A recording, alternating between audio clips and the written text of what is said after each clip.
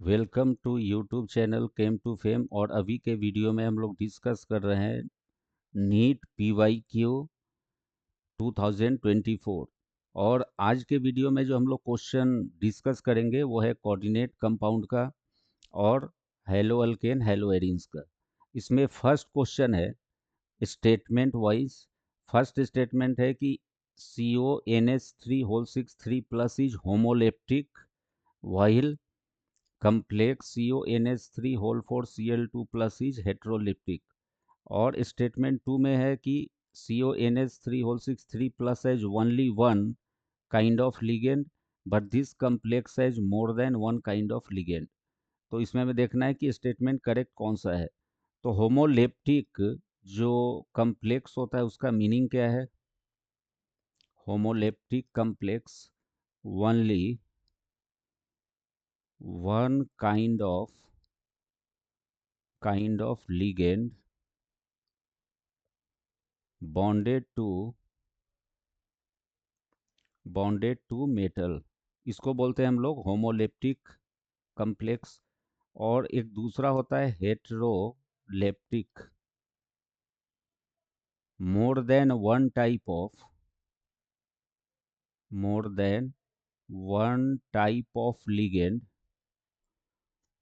Of ligand bonded to metal, इसको बोलेंगे हम लोग हेट्रोलेप्टिक कम्प्लेक्स। तो ये जो दो कम्प्लेक्स है, फर्स्ट कम्प्लेक्स में एक ही तरह का लिगेंड है अमोनिया जो मेटल के साथ बॉन्डेड है, इसलिए ये होमोलेप्टिक हुआ। और सेकेंड कम्प्लेक्स में दो तरह का लिगेंड है कनेक्टेड मेटल से, एक है अमोनिया और दूसरा है क्लोरीन। तो मोर than one type of ligand connected है मेटल से, इसलिए हो गया हमारा हेट्रोलेप्टिक कम्प्लेक्स। इसलिए इस क्वेश्चन का जो करेक्ट ऑप्शन है वो होगा A. Both statement 1 and 2 are true. Next question है कोऑर्डिनेट कंपाउंड का जो आइसोमेरिज्म पे बेस्ड है। इसमें लिस्ट 1 में डिफरेंट कम्प्लेक्स है और लिस्ट 2 में टाइप ऑफ आइसोमेरिज्म दिया हुआ है। तो जो फर्स्ट कम्प्लेक्स उसमें हमें देखना है कि किस टाइप का आइसोमेरिज्म होगा। तो यहाँ पे शॉर्टकट मेथड से हम लोग चलेंगे ताकि हमारा आंसर भी निकल जाए और जो बेसिक मेन कंसेप्ट है वो हम समझ जाए, ताकि अगर ये क्वेश्चन इस टाइप का अगर आ रहा है एग्जाम में तो हम बहुत जल्दी उसको सॉल्व कर ले। तो यहाँ पे फर्स्ट कम्प्लेक्स में जो लिगेंड है वो है अमोनिया और NO2। अमोनिया और NO2 का थोड़ा सा नेचर देखेंगे हम लोग कि ये नेचर है कैसा। तो अमोनिया जो है वो मोनोडेंटेड लिगेंड है, मतलब केवल नाइट्रोजन ही कनेक्टेड होगा कोबाल्ट मेटल से। लेकिन NO2 में दो एटम कनेक्टेड हो सकता है कोबाल्ट मेटल से, मतलब ये हो गया हमारा एम्बीडेंटेड लिगेंड। तो एम्बीडेंटेड लिगेंड होने के कारण ये किस टाइप का आइसोमेरिज्म शो करेगा? तो ये हो जाएगा हमारा लिंकेज आइसोमेरिज्म। मतलब ए का जो करेक्ट ऑप्शन है वो हो जाएगा हमारा 2। उसके बाद है CONH3 होल 5SO4Br। ये किस टाइप का आइसोमेरिज्म है वो हमें देखना है। तो अगर हम इस कम्प्लेक्स को वाटर में रखें तो ये डिफरेंट आयन प्रोड्यूस करेगा सॉल्यूशन में, और डिफरेंट आयन प्रोड्यूस करने के कारण यहाँ पर जो आइसोमेरिज्म होगा वो हो जाएगा हमारा आयोनाइजेशन आइसोमेरिज्म। मतलब अगर हम इस कम्प्लेक्स को ब्रेक करें तो Br माइनस और इस पे आ जाएगा पॉजिटिव चार्ज। फिर क्या हो सकता है कि सॉल्यूशन में डिफरेंट आयन प्रोड्यूस होगा, इसलिए NH3SO4 के साथ जो ये कम्प्लेक्स है वो आयोनाइजेशन आइसोमेरिज्म शो करेगा। उसके बाद है दो कम्प्लेक्स है यहाँ पे। तो ये जो एग्जाम्पल हुआ ये हो गया हमारा कोऑर्डिनेट आइसोमेरिज्म का। कोऑर्डिनेट आइसोमेरिज्म किसको बोलते हैं? तो it arises due to interchange of ligand between cationic and anionic complex. इसमें कोऑर्डिनेशन आइसोमेरिज्म होने के लिए कंडीशन क्या है कि दो तरह का कम्प्लेक्स होना चाहिए, एक केटाइनिक और दूसरा एनाइनिक कम्प्लेक्स। और इस केटाइनिक और एनाइनिक कम्प्लेक्स में लिगेंड का इंटरचेंज हो जाएगा। तो लिगेंड के इंटरचेंज से हमें क्या मिलेगा, जैसे यहाँ पे कोबाल्ट है तो इसका लिगेंड आ सकता है दूसरे आइसोमेरिज्म में, CN हो सकता है, और ये अमोनिया क्रोमियम के साथ चला जाएगा। तो कोऑर्डिनेट आइसोमेरिज्म का आइडेंटिफिकेशन क्या है, कैसे रिकॉग्नाइज करेंगे, तो दो तरह का कम्प्लेक्स होना चाहिए, केटायनिक और एनायोनिक। और ये केटायनिक और एनायनिक कम्प्लेक्स में लिगेंड इंटरचेंज हो सकता है, इसलिए जो सी में कम्प्लेक्स दिया है ये किस टाइप का आइसोमेरिज्म शो करेगा, कोऑर्डिनेशन आइसोमेरिज्म। उसके बाद लास्ट है COH2O होल 6Cl3। ये एग्जाम्पल है किसका, ये एग्जाम्पल है हमारा हाइड्रेट आइसोमेरिज्म का। हाइड्रेट आइसोमेरिज्म किसको बोलते हैं, तो वाटर मॉलिक्यूल तो प्रेजेंट होगा, और ये वाटर मॉलिक्यूल दो तरह से प्रेजेंट हो सकता है, as a ligand part of coordination entity, मतलब कोऑर्डिनेशन स्फीयर में ये लीगेंड की तरफ प्रेजेंट हो सकता है, और एज वाटर ऑफ क्रिस्टलाइजेशन, मतलब अगर हम क्लोरीन को अगर कोऑर्डिनेशन स्फीयर में ला रहे हैं दो क्लोरीन एटम को, तो दो वाटर मॉलिक्यूल जो है वो कोऑर्डिनेशन स्फीयर से चला जाएगा आयोनाइजेशन स्फीयर में, और आयोनाइजेशन स्फीयर में वाटर जब चला जाए तो उसको हम बोलते हैं वाटर ऑफ क्रिस्टलाइजेशन। तो ये जो लास्ट कम्प्लेक्स है ये एग्जाम्पल है किसका, हाइड्रेट और सॉल्वेंट आइसोमेरिज्म का, मतलब ये हो गया फर्स्ट। तो इसका इस क्वेश्चन का जो करेक्ट ऑप्शन है वो हो जाएगा ए। उसके बाद नेक्स्ट क्वेश्चन हमें देखना है, compound that will undergo SN1 reaction with fastest rate, मतलब ये चार मॉलिक्यूल में से ऐसा कौन सा मॉलिक्यूल है जो SN1 रिएक्शन बहुत फास्टेस्ट रेट पे शो करे। तो इसके लिए एक बेसिक कंसेप्ट हमें यूज करना है कि rate of SN1 is directly proportional to stability of carbocation, stability of carbocation। ये कंसेप्ट का यूज करना है इस क्वेश्चन के आंसर के लिए। तो हम अगर लास्ट मॉलिक्यूल को देखें तो इससे जो हमें कार्बोकेटाइन मिलेगा वो कौन सा हो जाएगा, ये बेंजीन रिंग, और यहाँ पे CH3, और ये हो गया हमारा प्लस चार्ज। अब ये जो प्लस चार्ज है वो रेजोनेंस से स्टेबलाइज्ड है, 2 डिग्री है प्लस रेजोनेंस स्टेबलाइज, इसलिए इस कार्बोकेटाइन का जो स्टेबिलिटी है वो बहुत ज़्यादा होगा।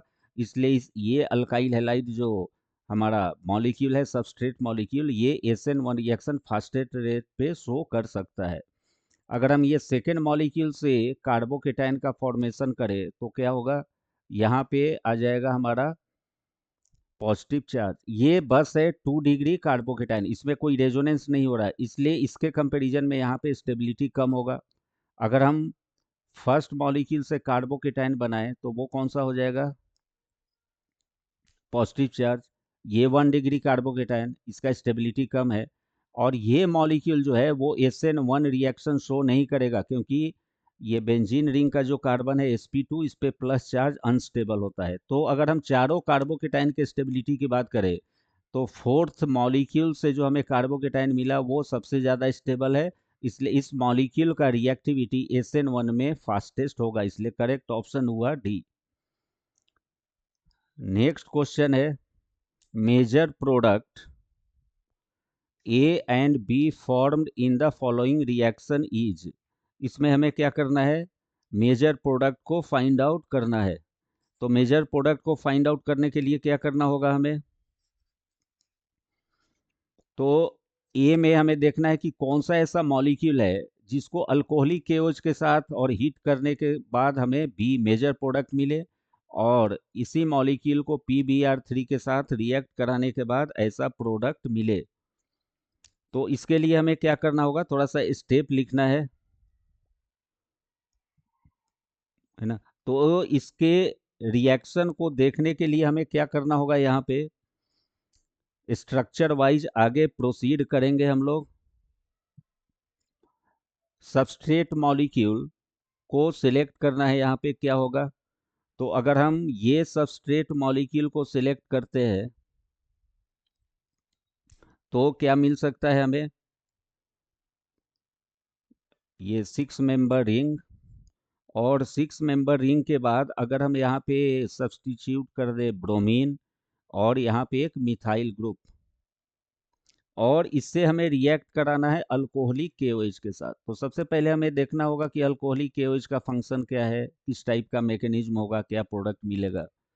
तो जो अल्कोहलिक KOH है ये हमें देता है E2 reaction, by molecular elimination reaction. और बाई मॉलिक्यूलर एलिमिनेशन रिएक्शन में क्या करना होगा हमें, तो ये जो कार्बन है यहाँ पे एक हाइड्रोजन है प्रेजेंट, और ये हाइड्रोजन H+ के फॉर्म में रिमूव हो जाए। यहाँ पे कार्बन कार्बन के बीच डबल बॉन्ड का फॉर्मेशन और Br- का रिमूवल।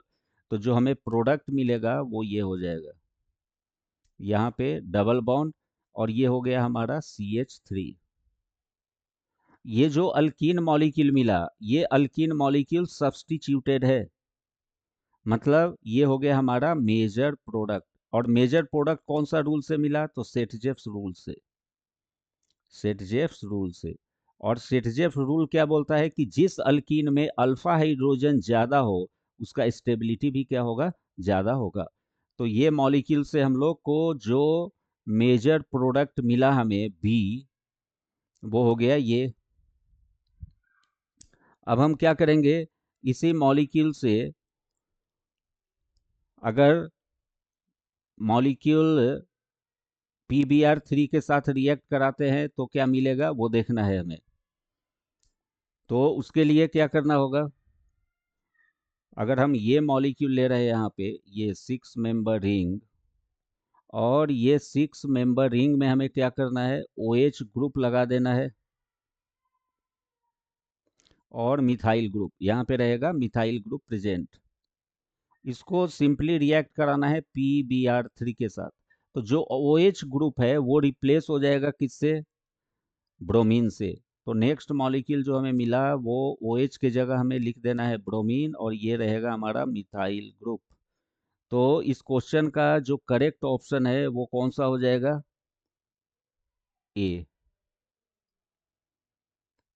जो करेक्ट ऑप्शन है वो हो गया हमारा ए, जिसमें इस मॉलिक्यूल को PBr3 के साथ रिएक्ट कराया गया तो OH के जगह आ गया Br, मतलब ये मॉलिक्यूल। और फिर इसको अल्कोहलिक KOH के साथ रिएक्ट कराया गया तो हमें मोर सब्स्टिट्यूटेड अल्कीन मिला यहाँ पे, और ये हो गया हमारा मेजर प्रोडक्ट। इसलिए इस क्वेश्चन का करेक्ट ऑप्शन है ए। सिंपल जो हमारा फाइनल बी तक का फॉर्मेशन है उसमें मेन मैकेनिज्म कौन सा इन्वॉल्व हुआ है, तो फर्स्ट स्टेप में जो मैकेनिज्म इन्वॉल्व हुआ दैट इज द सब्स्टिट्यूशन, और सेकेंड स्टेप में जो मैकेनिज्म इन्वॉल्व हुआ वो हो गया हमारा एलिमिनेशन। नेक्स्ट क्वेश्चन है, which of following alcohol reacts instantaneously with Lucas reagent. Lucas reagent के साथ कौन सा अल्कोहल है जो सबसे फास्ट रेट पे इंस्टेंटेनियसली रिएक्ट कर सकता है। तो इस क्वेश्चन के आंसर को करने के लिए हमें जो बेसिक कंसेप्ट यूज करना होता है that is the type of alcohol.